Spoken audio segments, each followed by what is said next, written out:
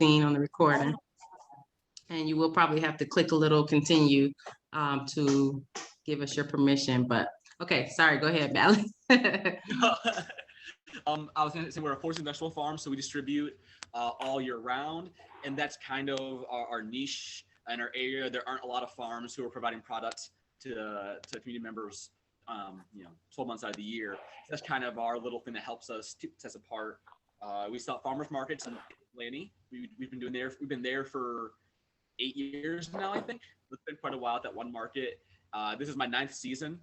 And I started the farm when I was 18 going on 19 in a backyard with a shovel. I wanted to grow food for my community, started with a shovel, started digging it up. And the first day I was so excited just to have my hands in the soil. It's so excited just to be involved. And now here we are 9 years later. I own my land. We're a full-time business. I farm all year round now. And luckily I get to be able to farm all winter as well. So I'm pretty lucky. That's nice. So you have some greenhouse things there. Yeah, we do. Nice. Yeah, our farm is pretty small. The overall property is 2 acres, and then the garden itself is about 1/3 of an acre. And then we usually have about a 1/4 acre in production at all times. And then we have of that 1/4 acre, about half of that is hoop house greenhouses. Okay. So we've invested pretty heavily into that, not only to have more production in the winter, but also to keep our crops a little drier and try to fight off those heavy rain events. Mm-hmm. One thing I thought it was cool about your CSA model was the fact that people can kind of explain that. We'll talk about it actually you say it in the video. So let's go ahead and get into the video. So just so everybody knows, the way that I took about 4 different videos, most of them are very short. The first one is about 15-20 minutes. And so that's kind of just like going through the farm with Alex. So you can kind of see the whole farm. And then we did a couple of clips on specific topics. So as we're talking in our conversation, we can, we can kind of bring those up afterwards. So how about we just jump in the first one, unless you want to do some, you want to set the stage for what we're about to watch, or yeah, I'll just say that we bought our land 4 years ago. It was a complete forest when we got there. For those like Mr. earlier said, Sumter, Sumter's a really wet area. So we got there, it was a wet forest. It is. It's wet out there. So yes. We took the first few months we got there was just cutting down a forest basically. So it was a pretty big undertaking. So now you'll see the farm now.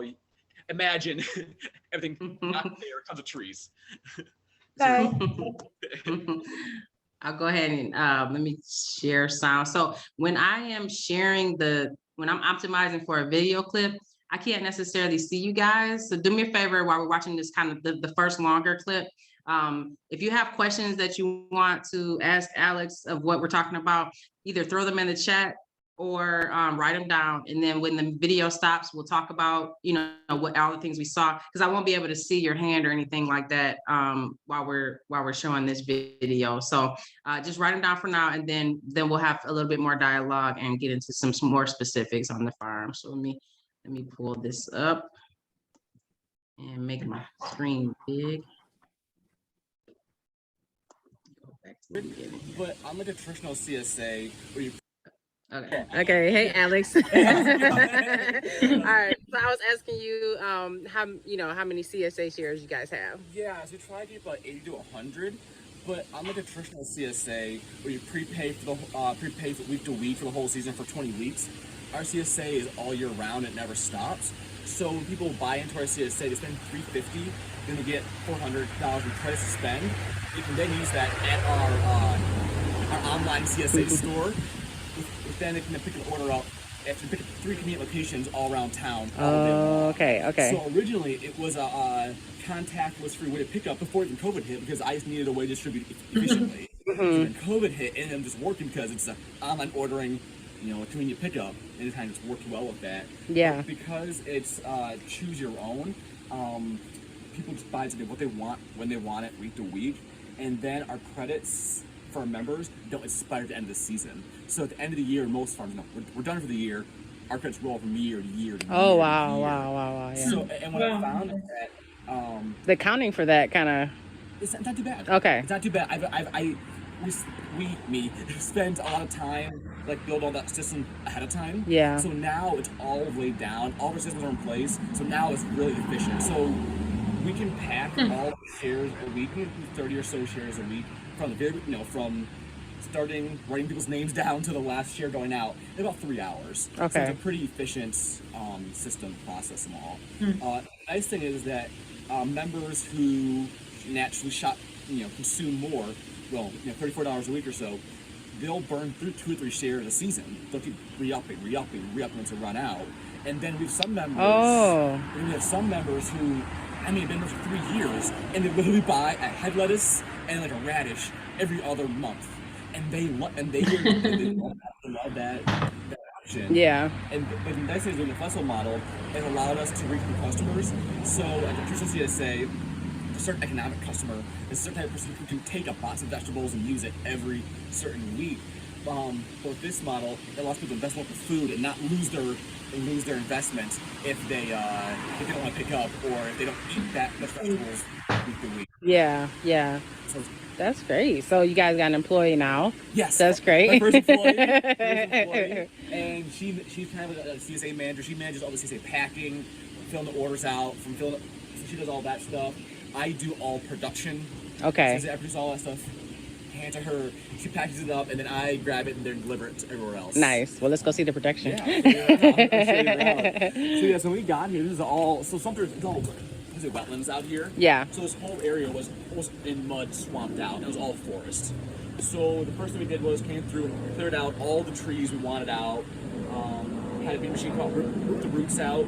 Yeah. We had all the fields tilled up. Yeah. And then since I decided this would be my forever farm, this is my forever home, we went through the entire fields, foot by foot, and removed every single perennial weed that we could. Every single, big stemmy, little tree root. Foot by foot. Took weeks to do it. But we knew that if we did it one time beginning, the rest of the time it wouldn't worry about it. Yeah. And since we're doing a no-till,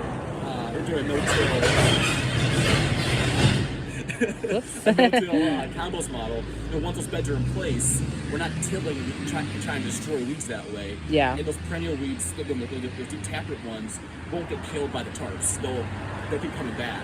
So now that we did all the first year, we knocked out all of those big rooted weeds. So how much time did it actually take you to get started when you say you did all of that? So we've been here for 4 years now, and it took probably the first 2.5 years. Mm-hmm. We probably spent 50 hours a week on just farm construction and sometimes farming, and now we're doing almost all farming and a tiny bit of construction. Mm-hmm. But it was one of those things where I had to get everything in place because we didn't have water here, we didn't have electricity. It was truthfully just a forest. Even our driveway here was built last year. We used mud from the pond to build up the driveway. Had gravel brought on top of gravel brought on top of that.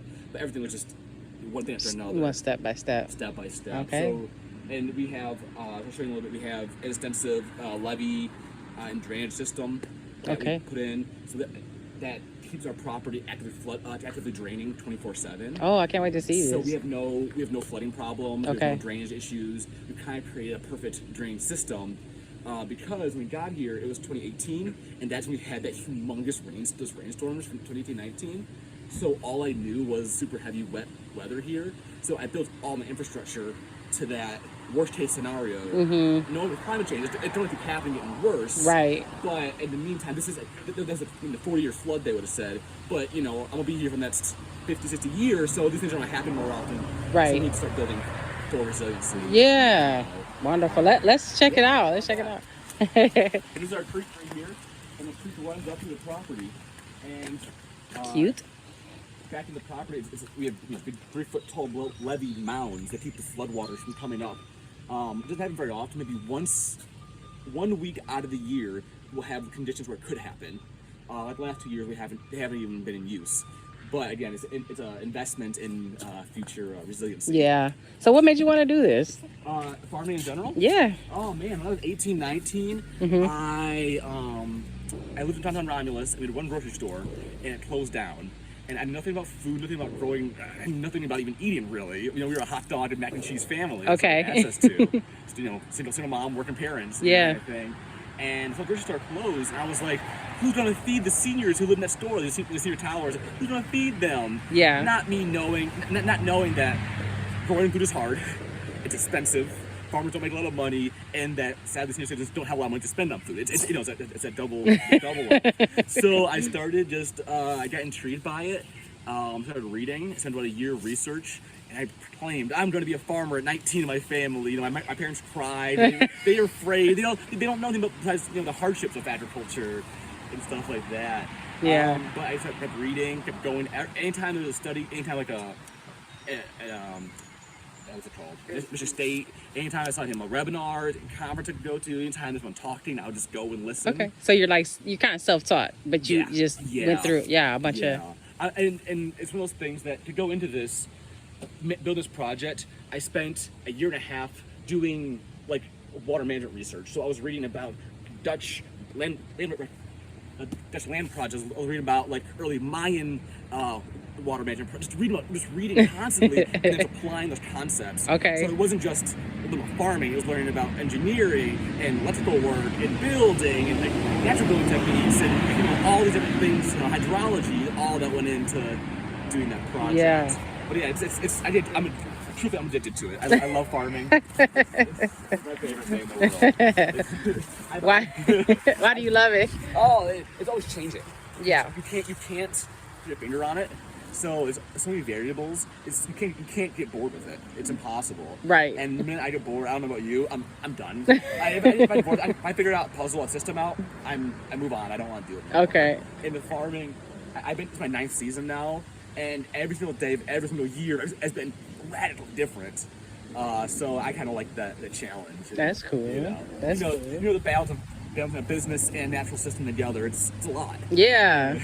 All right, let's head back. So the pond. Yeah, there's an Is- irrigation pond. Okay. So the whole property is kind of on 2 hills, and we have a big, humongous ditch behind here that all dumps all that water into our pond area. Mm-hmm. And so when we got here, first thing we did, I'm gonna tell you about, we pulled those roots out.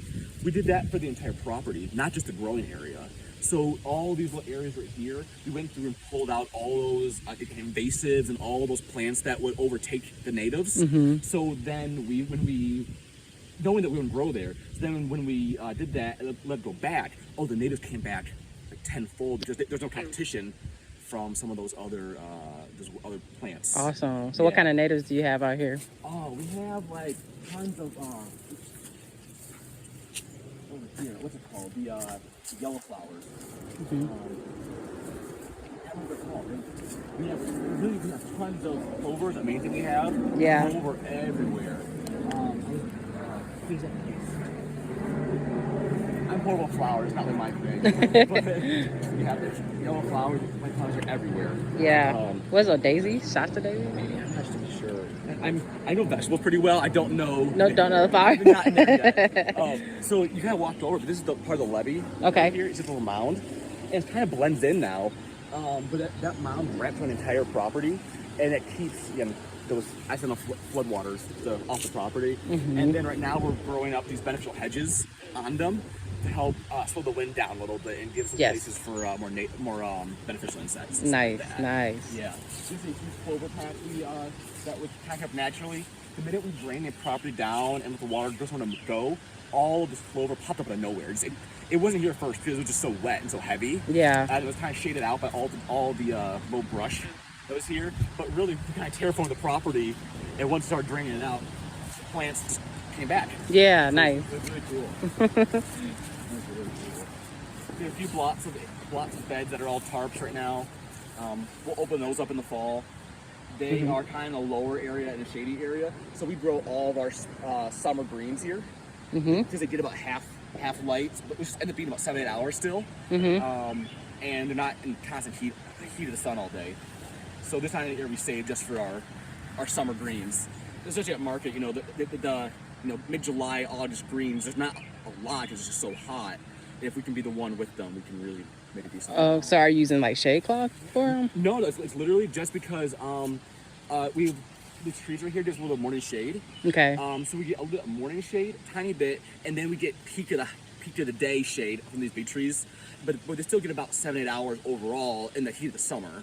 But it keeps all that heat off of them, and it's a little bit wetter over here, so the roots are always stay decent, not too wet, but enough that they're not drying out.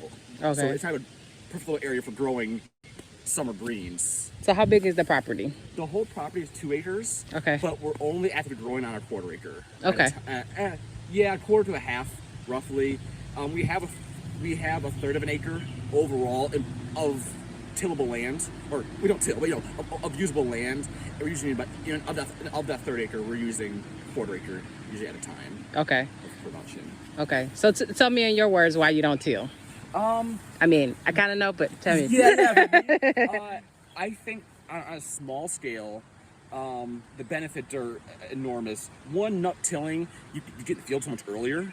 A nice mound beds up. It's partially the raised bed, but just having that nice raised bed of compost, high organic soil, has it drain so much better in the spring. You're planting based on weather, not based on rain. In the past, we were a tillage-based farm. We'd be sitting there, well, wait, it could be nice out if it rains one day on a Monday. Can't till. Yeah. And it could be, and then another rain on Friday, and another, and you're just sitting there, beautiful weather, but just the rain can mess you up. So with the no-till beds, getting there earlier, there's almost no weed. The weeds almost go away completely because you're not inverting the soil or not bringing up old weeds, and you're not reintroducing weeds that blow on that top. So we're not incorporating those weeds anymore.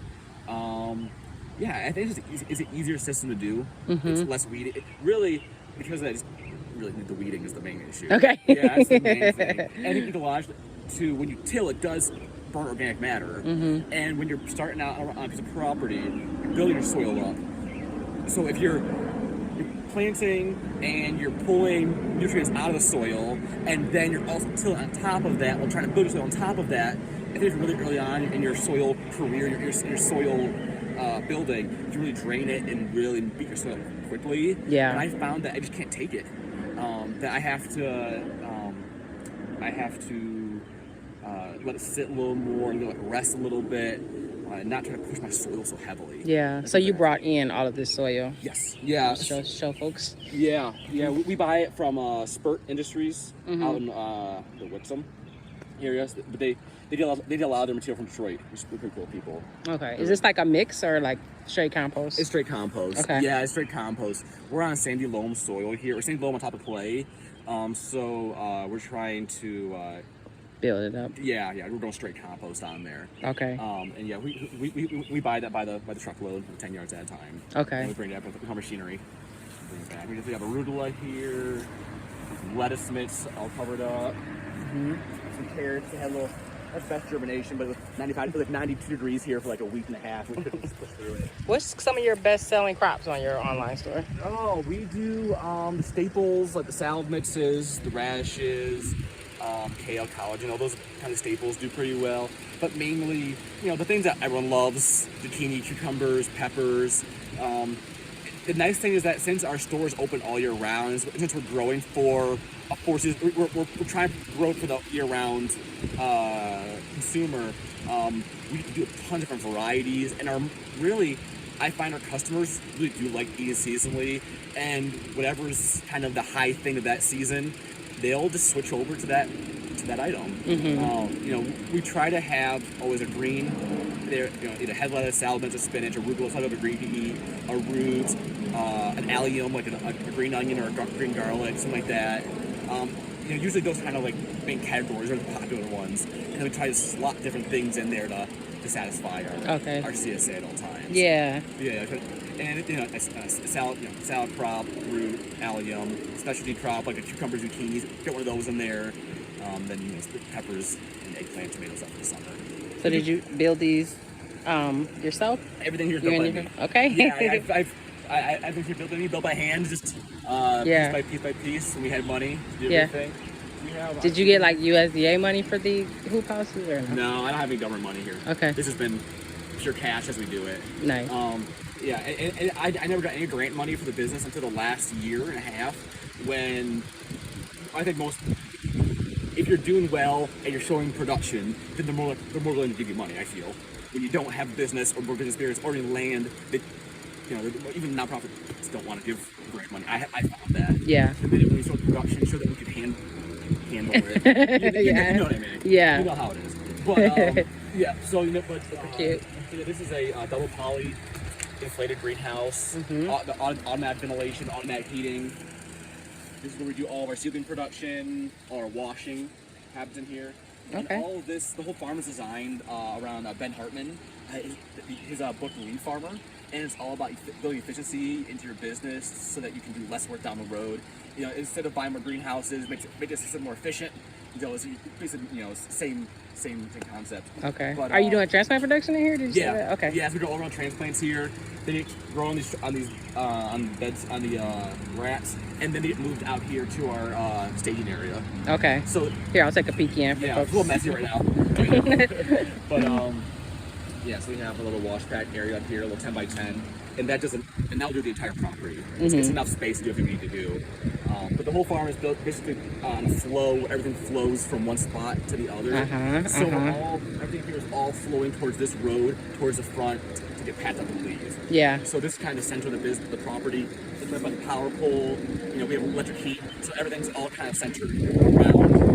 Very thoughtful design. Yeah, thank you. Yeah, and so all the greenhouses on that same line have a spigot in each of them, because we're trying to make sure that we're not dragging hoses everywhere, make it as efficient as possible. So now when we plan to put out a greenhouse, put our drip system in, put into our system, and ready to go. There's no radiating hoses around everywhere. It's set. Okay. I want to see your system. Yeah, here. I'll show you that. And those ones we did the first 2-3 years, they were huge. They were really substantial. It was a burden to afford to put that in there. Yeah. But I knew that if I didn't do it then, to retrofit it down the road would be even more expensive. So we took the time and just did it right the first time. And those first years were a lot of struggling, and there was a lot of financial hardships. Yeah. But it was a little long-term model in my head. Yeah. I'm only 27 now, but I want to be here. This is I treat the farm like this my forever farm. I want to build everything to be that way, so I don't want to be 80 years old trying to ride a hose somewhere I can't get in. You know what I mean? Right. Facts.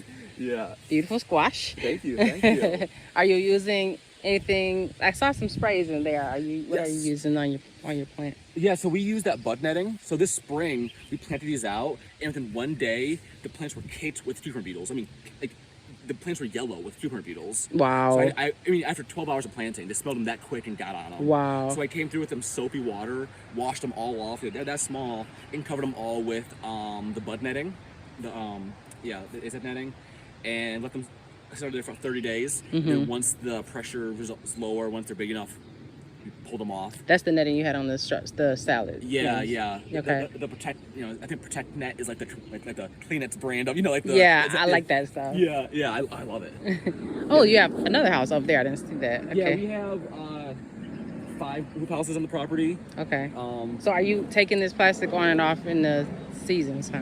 On the small ones too. So we have 2 50-footers, 2 100-footers, and the 30x50. This is all peas this year, so this is all getting pulled out now. So these 3 beds are all going to be ripped out, and then that's 2 weeks and transplanted. But some are beets and I think it's beets and radishes and arugula, some things like that. I have it all. I have it all in the plan. I just follow the plan. It says plant things. I follow it. Do you do your own farm plan or? Yeah. I have a pretty detailed one. We have almost 10 years of pretty solid data.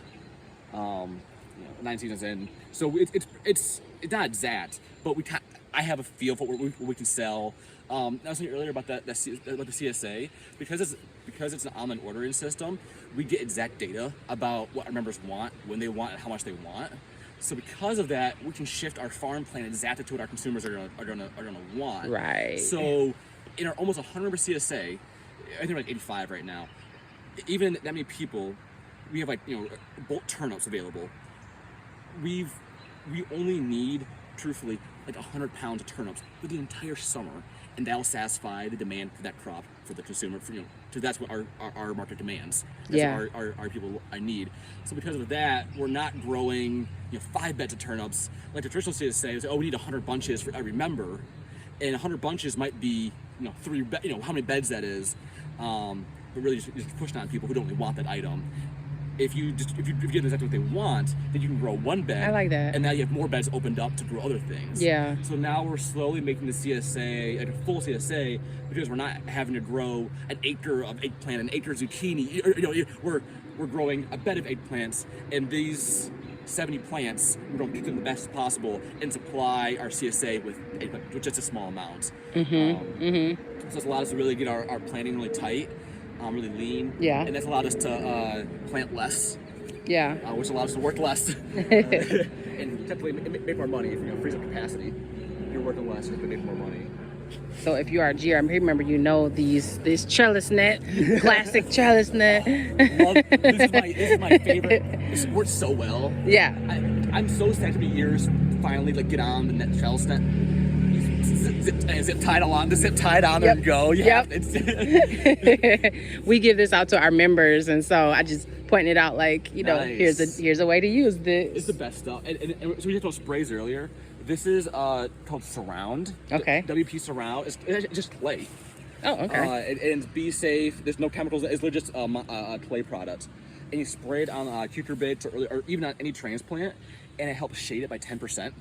Is a little bit of shade, and it also keeps cucumber beetles from smelling it as much, and it irritates their skin a little bit if they get on it. Okay. But it's totally be safe, which is really awesome. That's really, we're not organic, but we grow organically, and we're trying to grow beyond and grow ecologically. So anything that would harm our natural environment, I'm not interested in doing. Yeah. I can produce a lot of food without doing that. Yeah. This is all pole beans. So this will be. They've already reached the top of the net already. Yeah. Oh yeah. That rain probably pushed them over the edge. They were going crazy. So here's one ditch. It's kind of covered up right now. Okay. So go in there. Yeah, it's kind of covered up right now. So okay. I'll show you more, but there's almost a ditch every 15 feet across the entire property. Oh. You can't see them; they're all hidden right now. Like there's one right here too. So you could mess around and step in the ditch. Yeah, you could easily fall in the ditch. This is So the ditches are like super intentional, like gathering the water and channeling them to the outskirts and then into that pond. So we have two systems basically. So half the pond system picks up some water, but also picks up a lot of water from our neighbors that will come in. So it kind of gets the whole area together. All of the water that's collected behind the levees or inside the growing area all goes to a tank underground and then it's pumped off property. Oh wow. So we kind of clean it as it goes through. So we're not. The water rolls through like some wetland areas and rolls through a lot of grasses. So it's not just rushing right to the water system, and then that's kicked off the property into that creek. Okay. And we pay taxes on. We pay a tax to have that access to that creek. Okay. And that's something I didn't really know a whole lot about when I got here. But I'm so thankful that we have the creek now because it allows us to drain our property. If we didn't have that, we'd have to put it into a pond or inject it into the woods behind us. Wow. So it's just kind of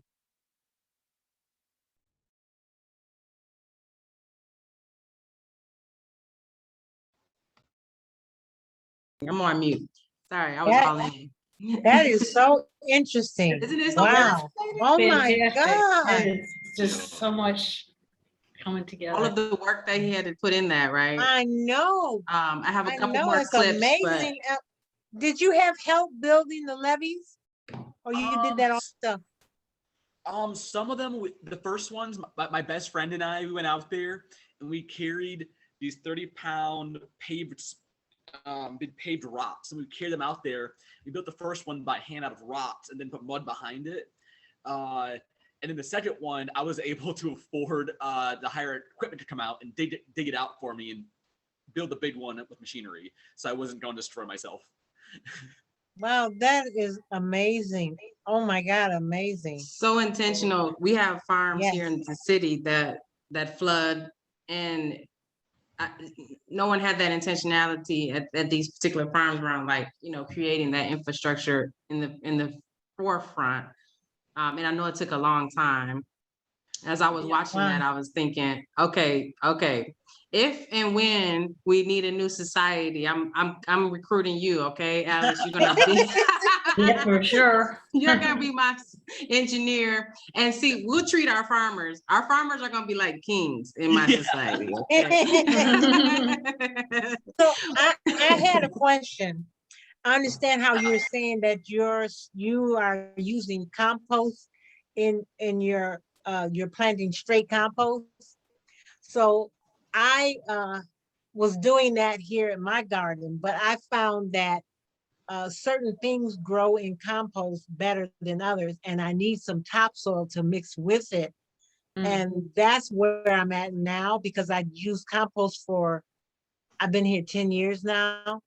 Now that my son is gone and all the heavy labor is needed to mix some topsoil with it, because I have behind my garage, when the leaves fall, I take all those leaves and put it behind there, and that's my compost.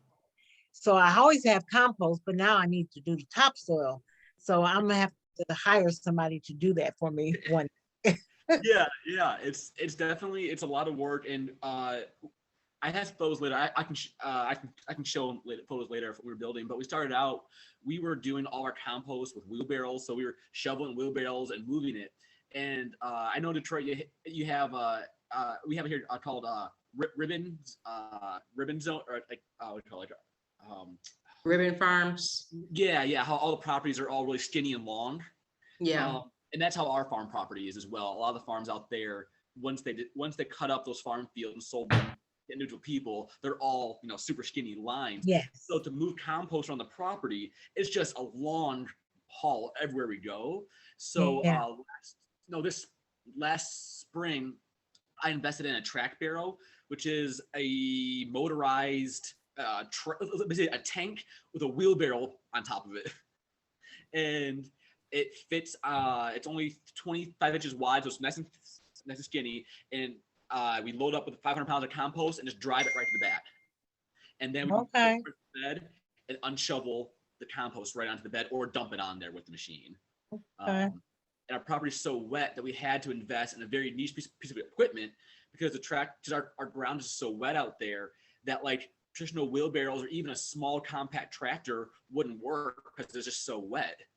They would just sink into the mud. So we had to spend I think it was almost I think $3,000 on the piece of equipment. And I bought that through my farm bank, but the return from that has just been immense. Now I don't have sore backs as much, but we're still shoveling compost, but I'm not trying to balance a 300-pound wheelbarrow full of compost and mud over hills, try and get it back there. So we've definitely invested as an infrastructure and equipment to make that work a lot easier. Okay. So I have a couple more questions. Should I just? Yeah. Okay. So when you use the acronym CSA, what does that mean? Yeah. So CSA stands for Community Supported Agriculture. And what? Say it again. Community supported agriculture. Okay. Which is based on Japanese. The prominent CSA model we use now is based on a Japanese model. You prepay, for the summer. Let's say I'm going to distribute for 20 weeks, and I'm going to sell for $20 a week. So people give me $400 in the spring, and then I'll give them $25 of the value. So basically give them a 25% kickback for investing in the business. So that's do we have that in Detroit area? Do we have that in Detroit? We have a number of CSAs. So Keep Growing Detroit has a CSA, and then there's City Commons has a CSA. There's a few farms who are using that model where the farmer gets the upfront. You get the upfront costs and takes the consumer shares the risk of a bad season or something like that. And so yeah, it's a great model. And then but traditionally, I think what Alex added on to that, the twist of like being able to use the credits for multiple things on the store, which is just really kind of cool. I hadn't really thought about that, and I thought some of our growers would be interested in that as well. Just like, okay, that's a different way to think about it, not just I pay you up front, you get this food box, but I pay you up front and then you get a certain number of credits for the store, right? Is that what you're doing? So the one thing we found, so we did a traditional CSA. We had about like 20 members or so, and it would be from May through October. But what we found is that though, especially now, families are on the move. They're at sporting events. They're traveling. So if they're gone for 3-4 weeks out of the summer, they've lost $100. They lost a lot of money, and it really makes the CSA only economically viable to a very certain part of the population. And it really makes investing in local food. It pushes a lot of risk onto the consumer. So with our model, we've taken if you can invest at 3 levels. At $350, and then you get $400 to spend. You can invest at $500, you get $600 to spend, or you can invest at $800, you get $1,000 to spend. So we're incentivizing larger amounts, and then once they have that credits in our farm, through our farm, they can spend that through our CSA program, which allows you to choose whatever you want week to week. You can spend that money at any time. So at the end of the season, when most farms would stop the CSA and get new members, ours keeps rolling through. So we have members who have been on there for, I think, 2.5 years now. So it really helps with member retention. What it really helps do is it helps not force food on people when they don't want food. It helps us not waste food, and it helps with member retention because now because we don't expire, we never have an issue with a bad season. If we have a bad spring, it doesn't matter. We'll push through, replant, we'll have a better summer. If we have a bad summer, we'll have a good fall. Bad fall, have a good winter. So we can always have another season to push on to. So because of that, there's no pressure on me. There's pressure on me, but I'm not worried about huge events out of my control because members will eat that. And by eat that doesn't mean that they don't get food for 4 weeks and then lose $100. That means they have less availability, but they haven't lost anything. And also we found by doing this model of, of this never expiring credit is now we're also getting new members, different economic backgrounds. We're not getting the stereotypical traditional CSA member. We're getting a lot of younger families, we're getting couples, we're getting actually some college folks as well who will buy a CSA for the whole house, and then people will order if they want week to week. So we're seeing a big change in our consumer, whereas a traditional CSA member, there's so much competition for those 10 granola clientele that we have to push past that and start looking at other people if we really want to grow the CSA model. Where a lot of places the CSA model is not doing well. The CSA model is kind of diminishing because of competition from farmers markets, direct bots programs that deliver, stuff like that. So we really kind of found a little niche. So our system allows people to order what they want week to week. You just get whenever you want. Just your balance isn't affected by that. But we've set up our model to be contactless, and that was before COVID. Simply because I needed a system that worked well for my schedule. So every Saturday we drop off coolers all throughout in Ann Arbor, Ypsi, Belleville, and Romulus, and then members pick up their shares that they've pre-ordered that week. And we've located those coolers all close to like places that people are going to. So see our coolers behind the food co-op. So people who are coming to the co-op already to get their weekly groceries, they stop back, grab their bag of veggies, and whenever things we can't supply locally, they'll purchase those at the co-op and they do their grocery shopping as well. So we're trying to position ourselves as an accessory business, understanding that people can buy fresh food anywhere. I'm offering a better product, but it has to be as convenient. So by putting ourselves in the locations, we've been able to really increase our members. That's really good. Really good. Any other questions? Beverly, I saw you come off mute, or any other thoughts about that? Oh, I just Ruth, had a thought of something I appreciated about, I appreciate all of it. I think you're a genius, but but I also appreciated the fact that you don't feel a need that your whole space contributes to your growing space. So you don't feel a need to plant every inch all the time. Like people always feel like we're wasting space, but it contributes to the whole. It contributes to your product. Yeah, and I just thought that was very cool that you, Thank you. And it's kind of that the only reason why I'm able to do that really is because I have the flexible CSA. So because of that, like, we have almost 100, I think like 80 members right now or something. I can't remember. I have to look at it. But we only have 100 feet of tomatoes, or of slicer tomatoes. We have 100 feet of cherry tomatoes, because that's truthfully all what our members demand, and that's truthfully all our market can take. So because of that, we're not having to force all of our land into production at one time to produce copious amounts of product people don't want. Kind of go back to the lean, Ben Hartman's the lean, which is a Japanese concept, but it's all about directly pinpointing what your customers want, when they want it, and how much they want it. So we realized that they want this amount in these volumes. So instead of tripling that and trying to push it on them and wholesale it, we're going to grow just what they want. And allows us to keep some of our land fallow and not push it so hard, and also allows me to not have to be planting as hard and as fast, which I already am, but you don't plant so much. That sounds so good. I mean, you've done an awesome job. This is amazing. Thank Yeah. Miss Lou Shin, you just joined. We just showed our major clips, so I'll send the recording so you can see that.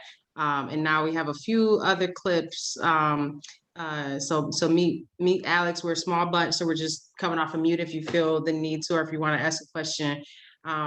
So welcome into this space. And so I have three clips that I kept. Was really interesting. I thought the way that you were using the berms in a really free way.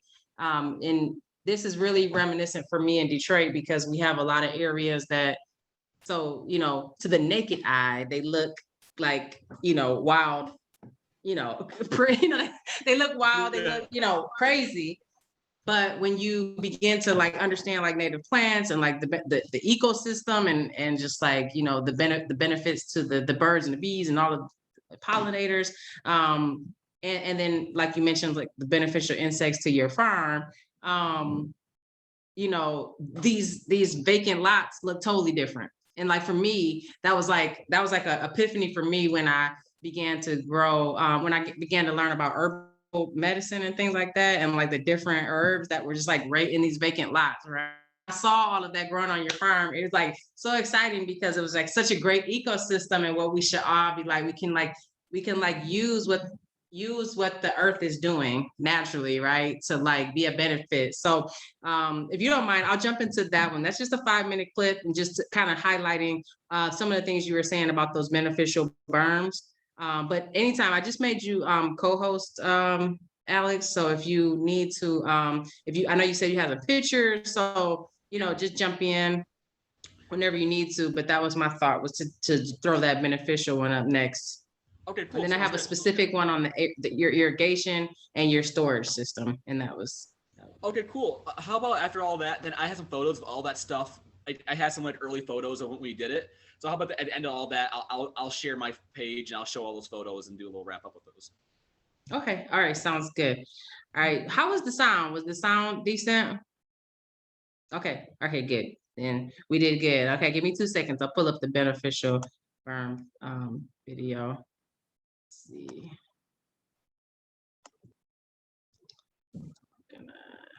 Escape, I think, is what I'm gonna do. 2 seconds, guys. I'm gonna leave out of here. Now you see all the crazy things I be watching on. That's kind of fun to see all that. It's making me smile. Hang on, I think I gotta stop the share and go back in. I need to probably exit out my screen on here. And then I can go back to the beneficial. And then I can come back to you guys. All right. Alex, I got this Zoom thing kind of down after a year of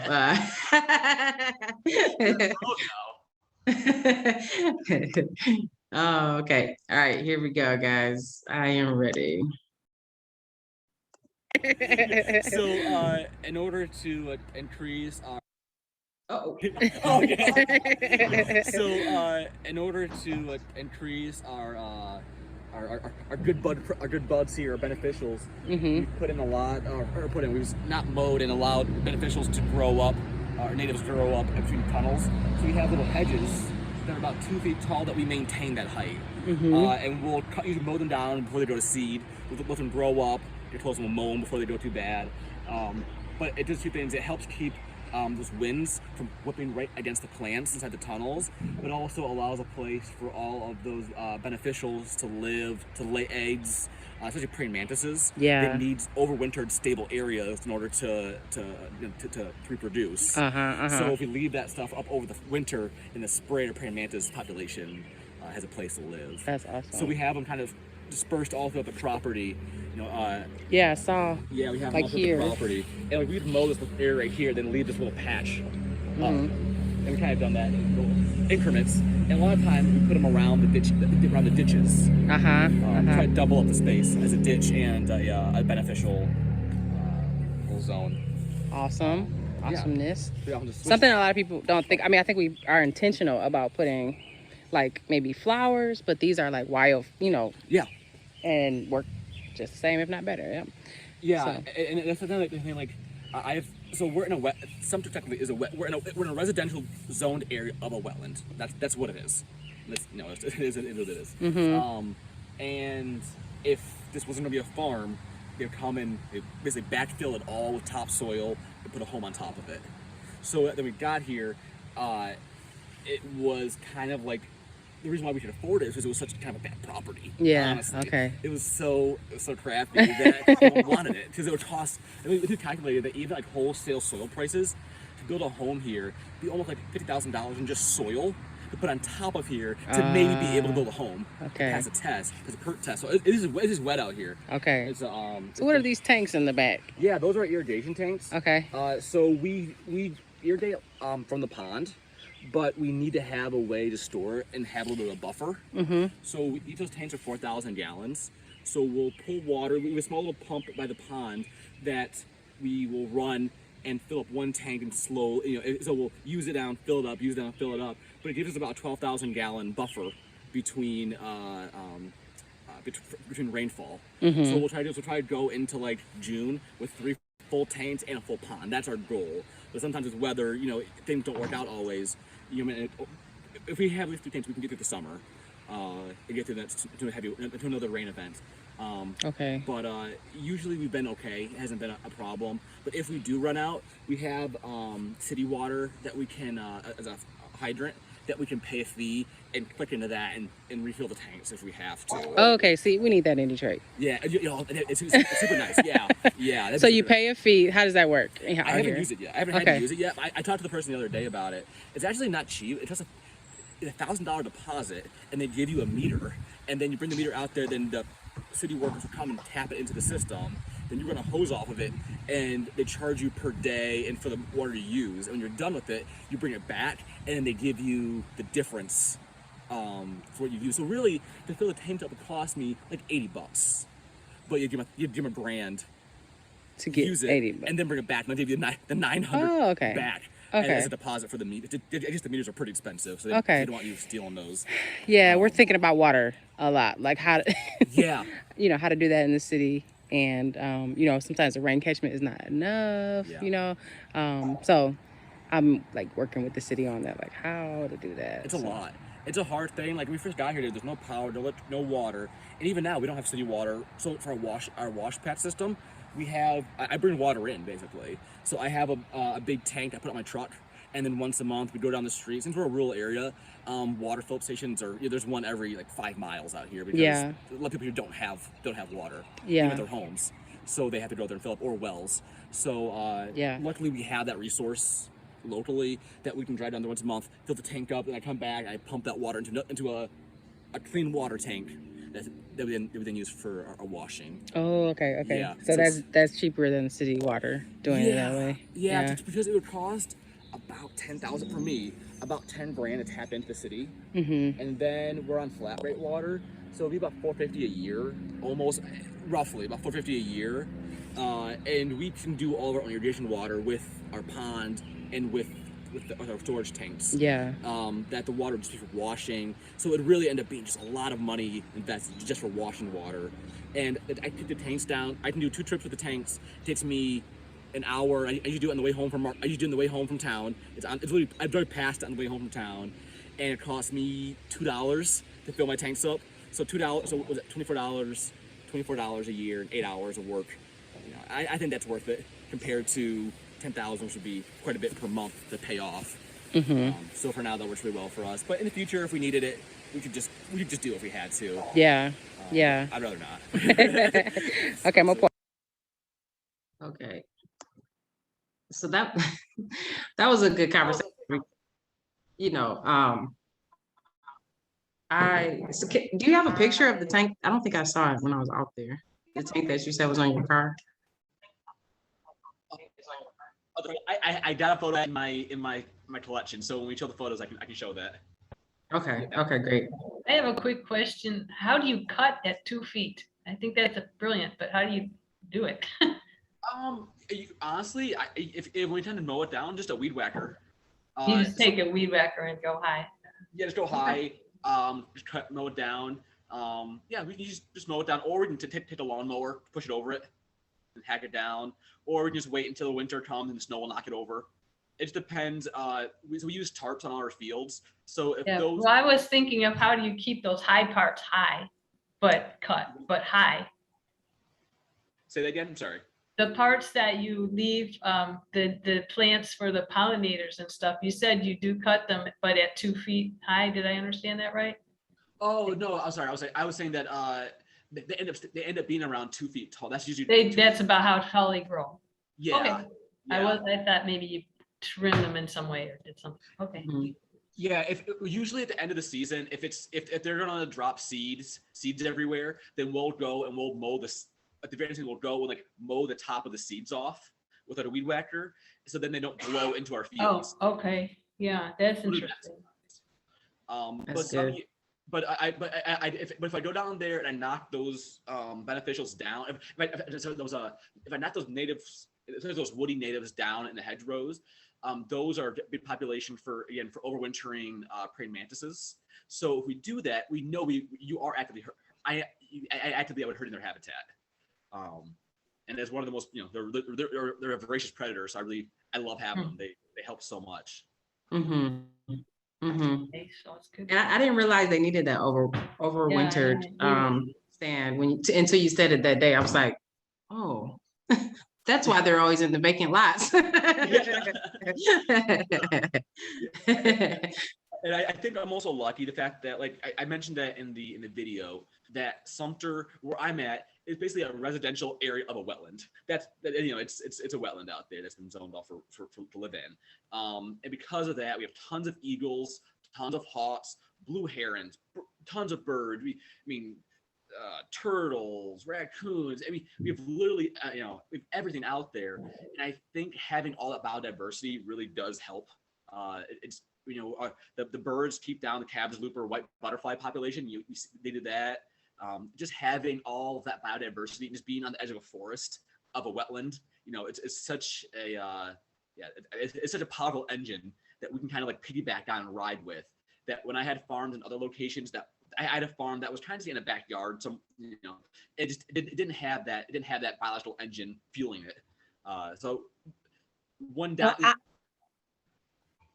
I'm in Detroit, okay, and I have groundhogs, skunks, squirrels. There's been fox. There's been deer in my yard. Okay, I'm on the far west side of Detroit, and I have beneficial stuff growing around the outside of my yard. And I'll tell you, I lived in the country up near Holly, Michigan, before I moved to where I'm at now. And this is like country where I'm at. I mean, I have a groundhog that when my son moved to Toronto, my garden, that groundhog would wait until the stuff was ripe and then go eat it. I never got food from there. I was actually, when I was out there, I was like, we got some pretty decent price on land in Detroit. You may want to open up a part 2 in Detroit. Let me know when you're ready. Yeah, exactly. And it's funny, there were so many things when I got my land, I thought there were negatives. Like the wetness was such a problem when I first got there. But once I got under control, it's become a huge bonus. And Yeah. about the groundhogs, I don't have a lot of groundhogs around my property because it's just the water table is a foot under the soil. So there's no burrowing out there. It's directly in the property. And we have so many ponds, so many levees, and the property is almost kind of like a not an what do you call it? Like it's has water on 3 sides almost. A creek goes through the first front half of it. We have creeks and we built into it in ponds, so it's really kind of in space for certain organisms, and we've kind of done that on purpose to try to help keep those away from our production as much as possible. Yeah, Yeah. that's what I really took away from like your just like the man-made engineering of the land, but also work not in a way that's against the land, but like working with the land. That's Yeah, what I really that's so cool. love about your farm. So around he has one of those beneficial berms really around every field that I can remember seeing. It was like, you could like from the first vantage point, you could hardly see the field because there's that 2.5 feet of berm around each field. And, to the naked eye, it may look like, whoa, what's going on here? A lot of weeds, Yeah. but actually it's beneficial berms. So, okay. Go ahead, sorry. No, go ahead, Alex. I will say that when we got there, our first step was it was kind of like truthfully like how sad it's kind of like how chemo works, right? It kind of goes through and just like destroys it, and you feel bad doing it. You feel bad like, oh, I'm destroying these things, but with the long-term goal of building habitat. So when we got there, like the pond wasn't there. It was an area that would flood for like 2 or 3 weeks in the spring and then dry out. So it would kill all those frauds. Everything would leave. So we've slowly been trying to build purposeful places for habitat. So on the video, like after you leave the front area, we have maybe like 100-foot space that's only ponds and benefit and areas that we're putting back into natives. If the area is semi-decent, if the area is like questionable for growing, right away convert it into a place for natives. That's kind of been I don't have interest in there. I need I have a few spots that work well. We're going to put tons of money and make them grow as amazing as possible. The spots that are too marginal will have them benefit us another way. Instead of trying to get subpar production out of a bad area, we'll convert it and make it work for the property. And I kind of realized in the first month there that I couldn't work against the property. I couldn't work against nature. I had to just literally go with the water flow. I had to just go with what they were telling me. And now that we've done that, I truthfully, I'm so happy I did that. To not be beyond the ecological, it's also for just a beauty thing. And I spend all my time there, and I want to be in an environment that reminds me of a beautiful. It reminds me of like a beautiful garden, and that's right. And that's how I want to be. I don't want to look at just sterile green grass. I want to see beautiful flowers. And yes, absolutely. Okay, we got another clip that's really short like that one. Really focusing in on those tanks that you saw in the back and kind of the irrigation. So let me play that. 2 seconds, pull it up here because I gotta exit out before I bring you guys back. All right, here we go.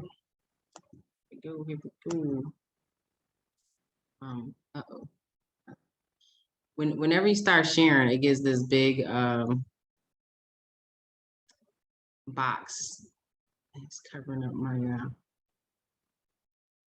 let's do this. Let's go here. 2 seconds, guys. Sorry.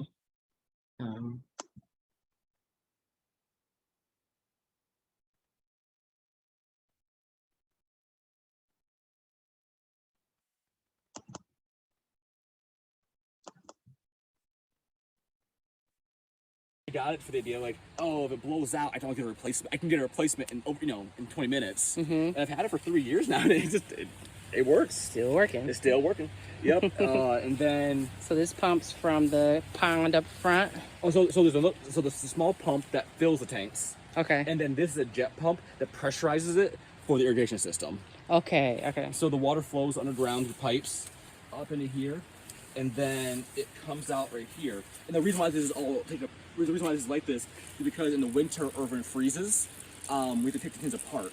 And since we're a 4-season farm, we'll have months of the year where we're irrigating and it's still freezing. So like November, December, for watering something in, we need to be able to pick it all apart and drain all the water out of it so that it doesn't freeze overnight. Because, those mornings, it'll freeze all these lines up, and we'll have to literally pour warm water in them to get them going again. So it's easier to just come through and unclick it. And That's great. That's great. So we have about 12,000 gallons of water, and that 12,000 gallons will do about all of our hoop houses. It'll manage all of that.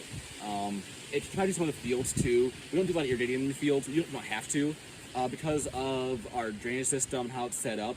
A lot of times, once we plant them, once we get established, they're good. Yeah. Our water table is super high here. Yeah. And then basically with those ditches, when we ditched it and pumped it out, we artificially lowered the water table.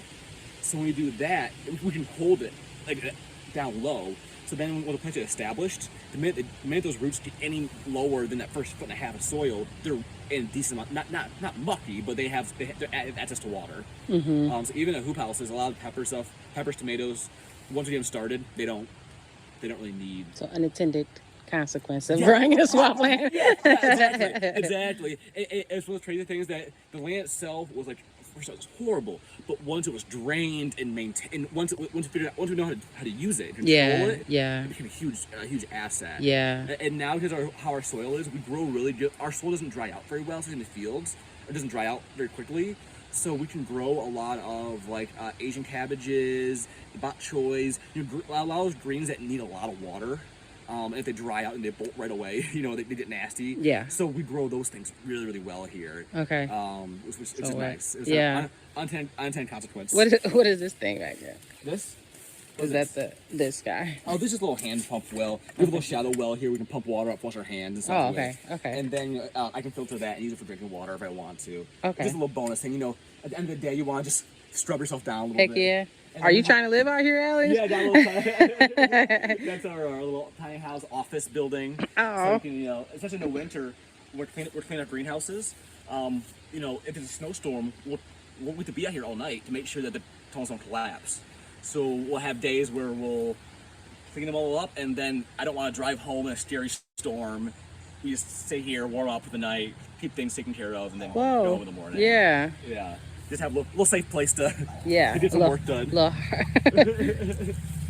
right, you want to walk through it this way? Yeah, I'll show you everything. Okay. So this is all going to be our second planting of zucchini for the fall. Okay. We do a lot of fall zucchini for the markets. A lot of those. Yeah, this is all bush beans. Whole ton of them. This is all cherry tomatoes. These are on the like a 2-stem system. So we're pruning this down to 2 stems, and we're pruning off all the suckers. Twisting up around on the rope here. We're using the reusable tomato hanging hooks. We've got some red sweet peppers here. These are some snack peppers, like little orange, green, yellow, red melody mitts that we're trying to do for market. So we got fully automated drip system. I really like these smaller tunnels. I feel like they're so underrated. I totally agree with you. And these ones, these tunnels here are actually almost 40 years old. I bought this one right here. I bought this tunnel from an old tree farm, and they grew like ornamental trees and whatever. But they. All right, sorry, we kind of cut off in the middle there. But any question about how Alex is irrigating this space, or about those tunnels that you saw? I like those small ones. I think a lot of people in the city go for the big ones. The USDA has the equip grant that they'll pay for and they end up going with those big ones. But those small ones are so really all you need in my mind, and they're a lot cheaper. And manageable, I think. I was thinking about this. It's funny, that photo, that video, the plants are now, I've lowered them like 3 times now. They're humongous compared to that video last time we were there. But yeah, I was out there lowering the tomatoes with the hooks, and I realized, I'm like, man, I'm so thankful I can just stand up and not be on like stilts right now. I can just by hand and lower these, because if I was in the big tunnel, I was doing this, I'd have to get on a bucket or stairs or on a ladder or something. I don't like doing that kind of work. That's not for me. So we only have one big, I have one 30 by 50 large greenhouse on the property, and it does produce like crazy. It does produce faster, or it does grow quicker than the small tunnels, but the cost to produce it was just the cost to produce, to build the tunnel, cost to buy, a cost to maintain it is also decently high. So it's not it's a give and take.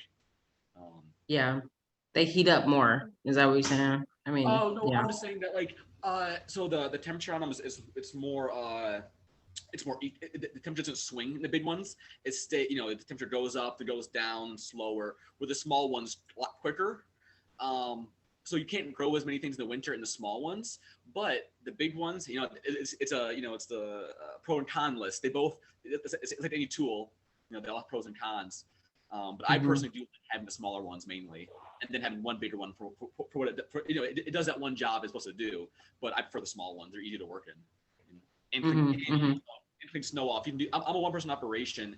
If you do those big ones, sometimes it can take 2 people to clean the snow off them. Efficiently. If you're in a crazy storm, you can't clean your tunnels off, and they start collapsing. You'd be really wishing you had smaller tunnels at that time period.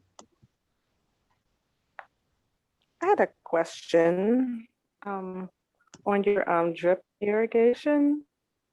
I may have missed it when you were talking about it.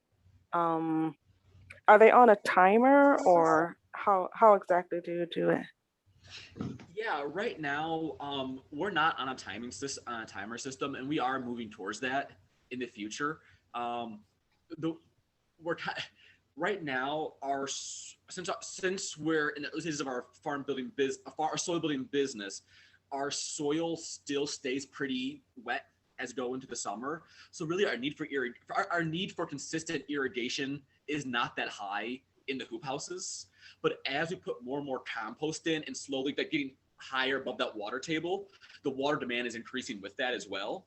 So as that water demand increases, we'll have to put a timer on that goes off, every day for half an hour, keep those roots set, keep those roots wet. But right now, we don't have to. But it's funny, as I've built more soil in some of these greenhouses, I've started noticing, now they need more irrigation. They still hold water really well, but they just need that the infrequent irrigation more often. We have a spigot in every single tunnel, and then all those spigots are they go underground to that pump system. So really, we can just walk by a tunnel and hit a switch, and it'll irrigate the entire tunnel. So right now, I'm on farm 24/7. If I need to irrigate, we just set a timer, hit the switches, and then irrigate everything at one time, and then be done for like 2-3 weeks. Okay, cool. Thanks. All right. Any other questions about the irrigation or the tunnels? I have just a 2-minute clip that shows that first video, and I went in and saw your storage set up. So that's what I got next. And then we'll see your photos. Just pull that up.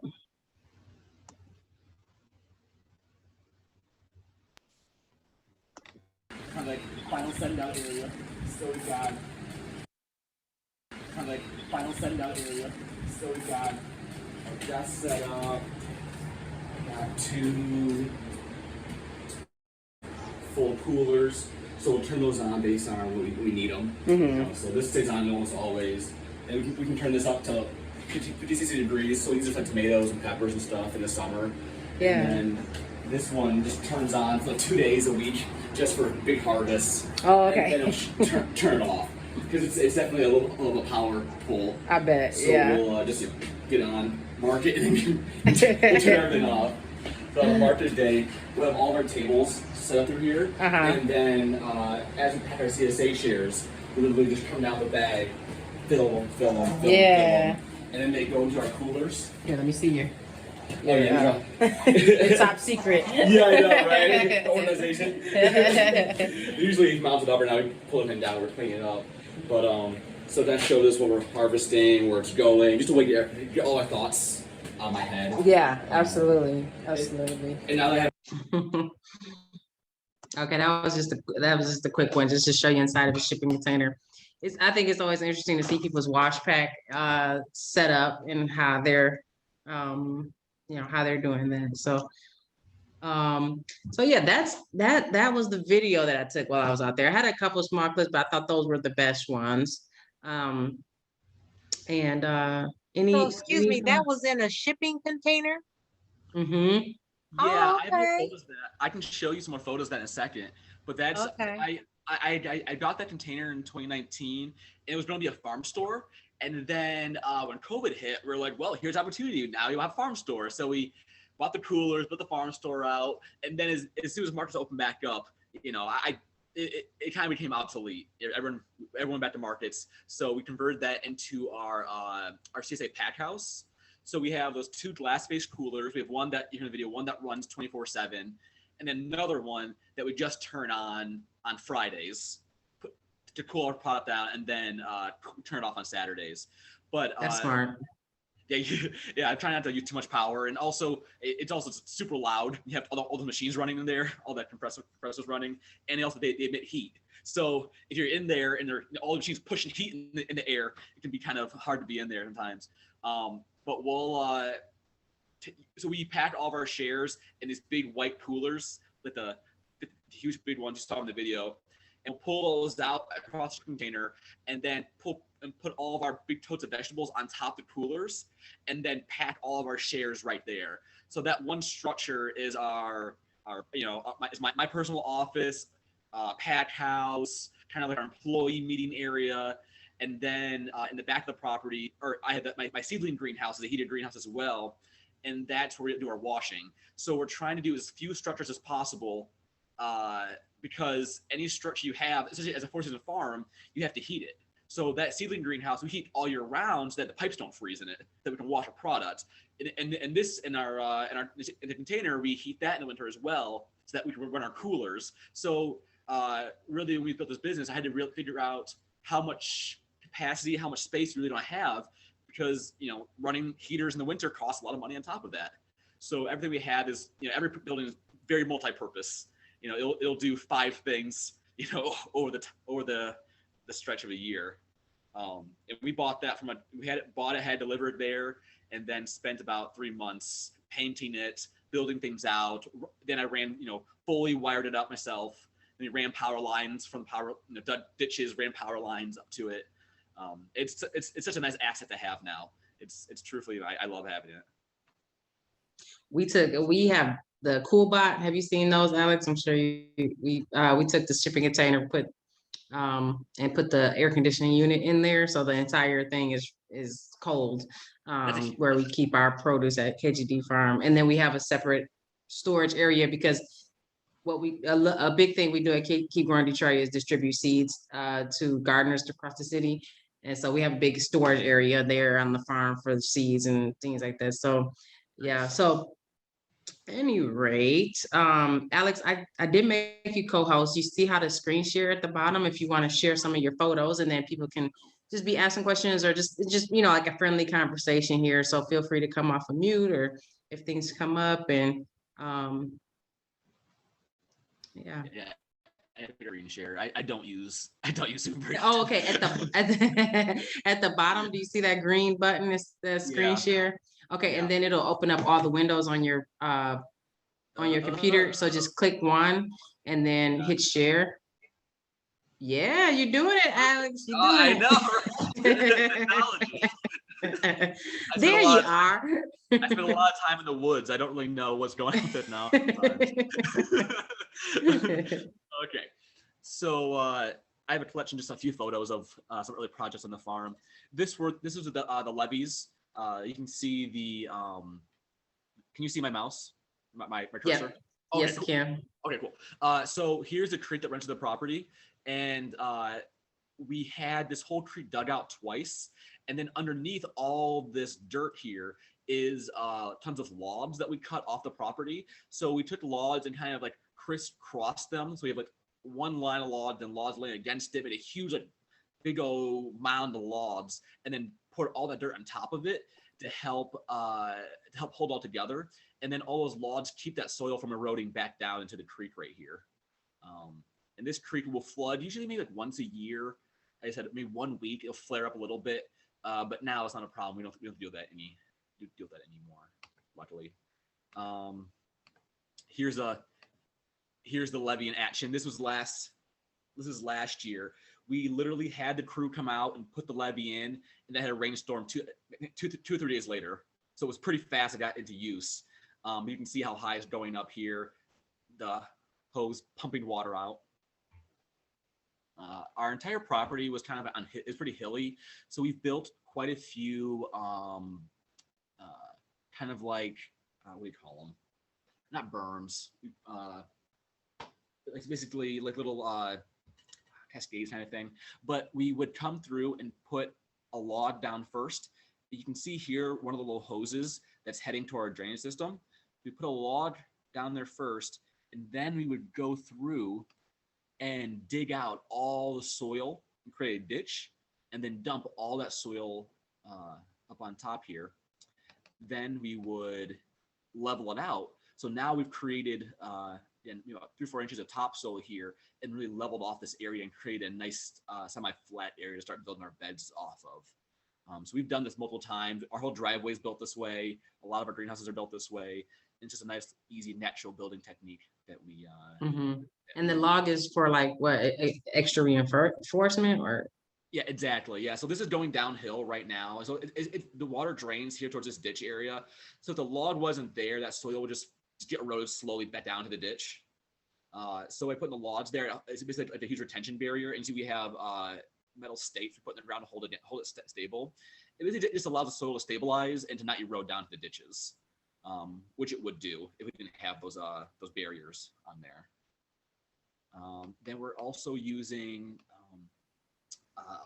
tarps on the property. This is a big overshot of the whole property when things aren't grown up. So you can see the levee right here, the ditch behind here. The tarps we use mainly to keep weeds down. It allows us to leave land fallow for long periods of time without to worry about it. So we have an area that's a little weedy, or we're going to plant in 5 months. We'll throw a tarp on it, to keep it perfect, ready to go, and then we'll rip it off and we'll plant right into the soil. So it really allows us to have a lot more control and flexibility over our planting. This is the old school shovel and wheelbarrow model we were using for a long period of time, but we just slowly grew out of that. And here is a photo from last spring of the whole farm with no hedges, everything kind of just mowed down before things kind of grew back up. So this is kind of the last photo I had of the farm before the hedges got developed, before the hedges grew up and developed. But you can see the levee starting right here, then winding across. Here's a little walkway, and that levee just wraps around and goes back over here.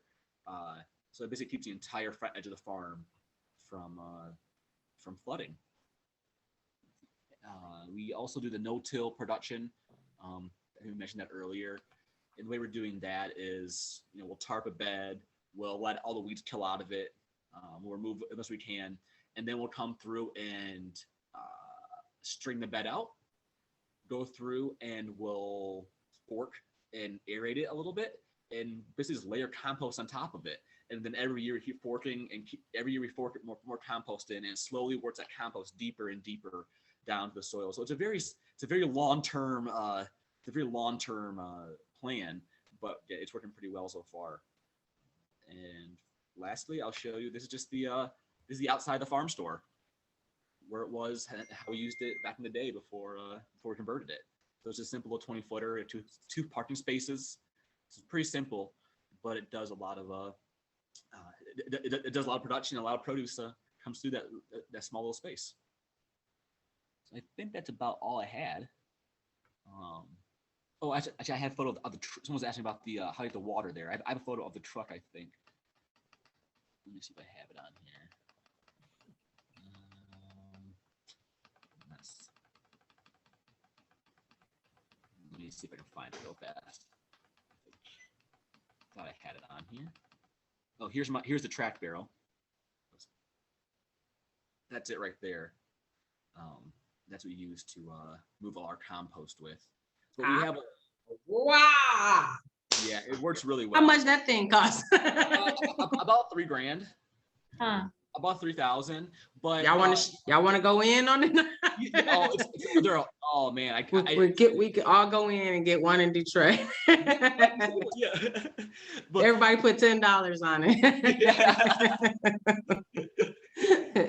No, that's awesome. Okay, man, my back is like, that's nice. And this greenhouse is so this is the first day I got it, but now we've added like sides to it so that we can put more compost into it.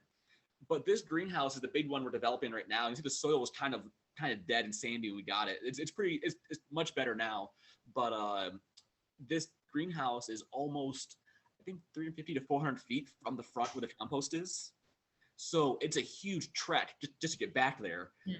So I told myself I wasn't going to start building this greenhouse out with compost until I had this machine. So that's why I said I'm not doing it anymore. I can't push it wheelers anymore that far. My back So can't you load that up like with a shovel, and then okay. Yeah, so the compost pile is right up by the farm store. We load it up there and then just drive it right back. And we can get about a little over half a yard per load. Whoa. Yeah. Okay. By now, I said, now there's we have metal sides on it up to here. The compost is up to here on it now. It's because the machine can carry, I think, 600 to 700 pounds of material.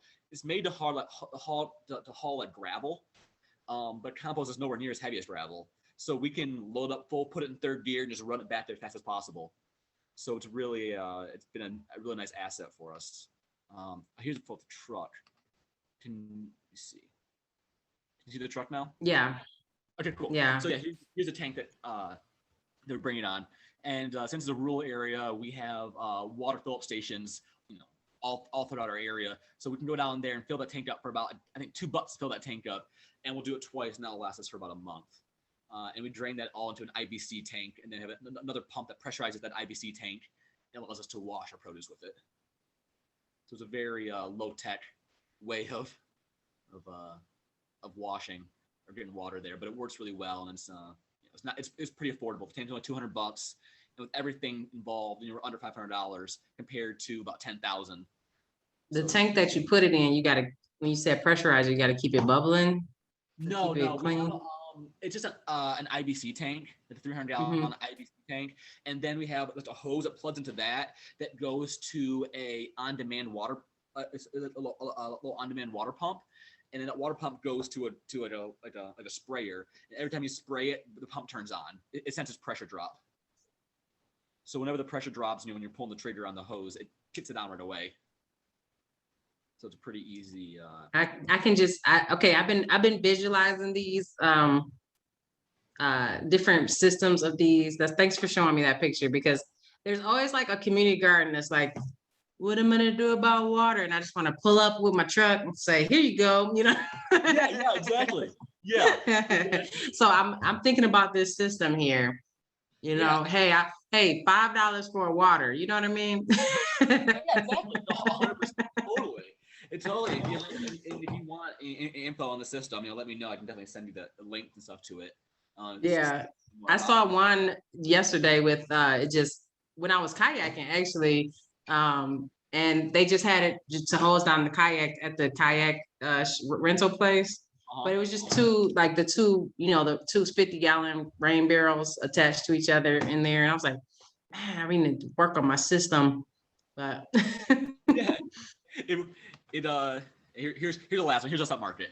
I'll leave at that one. Yeah, it's a pretty easy little system. And what I found too, especially like our water demand is very seasonal for irrigation. Like in the spring, we use a lot for washing greens.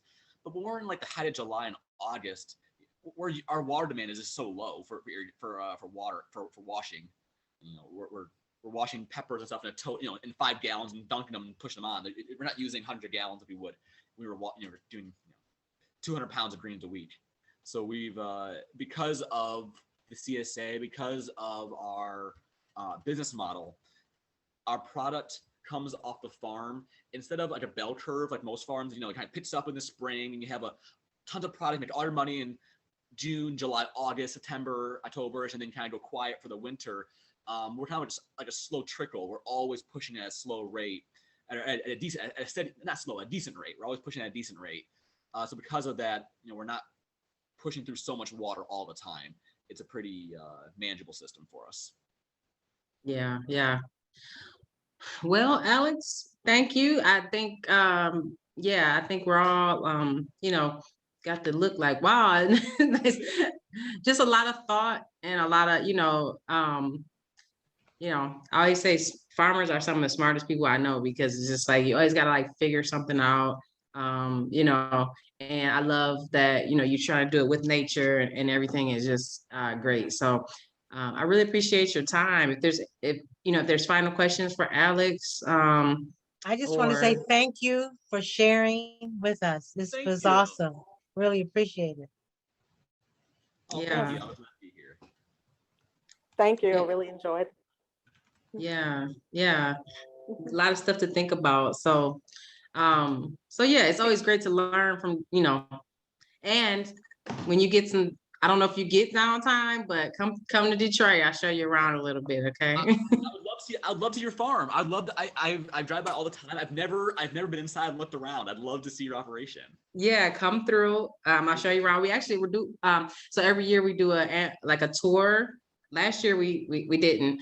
We do a tour of farming gardens in Detroit. This year we're planning for it late August. So I think you guys are the first group that I've actually told we're gonna bring it back. And this is like the 23rd year we've done it. So we go around. We won't be doing the buses this year. We got to come up with a different mechanism for it. But we'll go around. It'll probably be a little bit later in August than it usually is. So maybe I'll get you some comp tickets for your time. This is a high commodity tour. I'm just telling you. Everybody likes to be on this Detroit urban ag tour. Okay.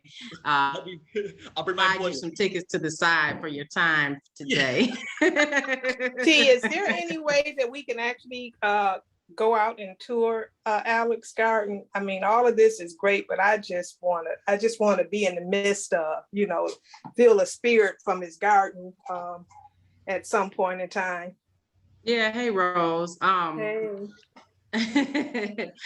I mean, we can drive ourselves if, or we started to do, we started to do that and I wasn't sure how people would feel about, but I mean, hey, Alex, can you drop your email and maybe if folks want to swing by on you and, that will be between you guys, or if you guys want to organize a group and, I'm going to put all my stuff in the description. Yeah. And, I went out there, I gave Alex a little donation for his time, which is what I always advocate for, especially for farmers taking their time to talk to folks. I know he's super busy, but I'm sure that would be a good trip. I really enjoyed myself.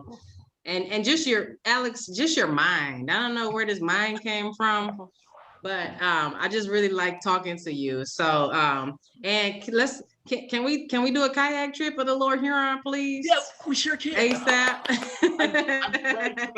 Cheryl, you coming too? Yes. Love it. I want to see where you launching down there. Oh, I'd love to have you. That's the river is where we live. Right. So don't be surprised. I got a little obsession with them. I got a little crew come through. Okay, we'll do it then. I'm serious. It's gonna be a sunny day. I'm like, get off that farm. Let's go to the river, okay? Are you setting up a kayak club? Yeah, I am. I have a little club of kayakers. I don't know if you were on. I'll show you some pictures. We got a little kayak crew. I have like 6 or 7 kayaks in the garage, and we just go out and okay. Little known T facts. You know what I mean? all the kayaks over there. Man. On the energy side, I just wanted to throw out a thought, since Alex is technologically pretty advanced, or maybe the next step could be a geothermal heat pump and cooling. Since you have all that land out there, I had a friend that used to live in Clinton, not Clinton Township, but Clinton. And they had a lot of land. They built their own house and they put in geothermal heating and cooling. And they said that the savings was just astronomical in their heating and cooling. So maybe there'd be a EPA grant or something, for that. Yeah, totally. It's funny. I made a comment earlier in the video. They only give grant money out when you're established. You got flashiness. That's the only one they want some grant money. So yeah, there might be a possibility, in the future. Like, oh yeah, you're established and actively probably don't need the help. We'll give you money for a project. So yeah,